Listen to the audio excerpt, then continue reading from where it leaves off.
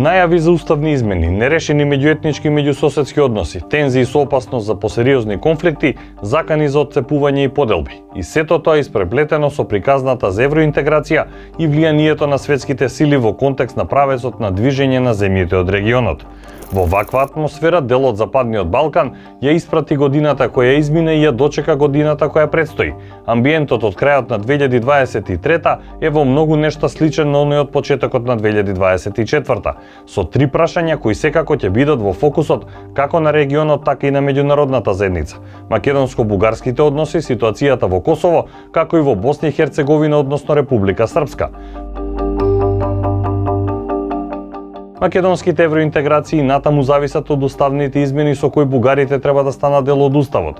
За тоа засега нема консензус во државата, а и речиси е известно дека за тоа ќе решава друга влада и друг парламентарен состав, имајќи предвид дека од крајот на јануари Северна Македонија ќе функционира со техничка влада, а во април и мај оди на председателски и парламентарни избори. Поддршката на македонските граѓани за Европската унија изнесува 60% и таа е најниска во последните 10 години. Прашање кон што ќе се обединат граѓаните во периодот кој следи. Ако продолжат проблемите со соседите, известно е дека таа поддршка и натаму ќе се намалува. Ако пак се решат, можно е на европскиот сон дел од граѓаните да гледаат и како реалност, во блиска или во подалечна иднина. Ситуацијата во Косово се движи од барањата на Брисел и Приштина за непопречување на зачленувањето во Обединетите нации и формално признавање на независноста од страна на Белград до одбивањето на српските власти и нивниот приоритет за заедница на српски општини на северот на Косово. Преговорите меѓу Вучич и Курти со посредство на европските представници одеа тешко. Сепак последните оптимистички најави од Приштина се дека договор за нормализација на односите меѓу Косово и Србија, кој е прифатен, може да биде потпишан на самитот на Европскиот Совет во март 2024.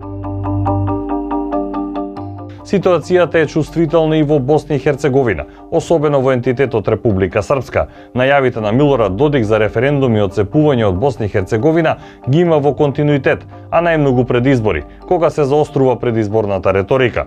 Она што е проблематично во ентитетот Република Српска е тоа што се најавуваат измени на законот за референдум, според кој за една одлука да биде прифатена, треба да гласаат повеќе од половината од оние кои излегле на гласање, а не од вкупниот број на избирачи.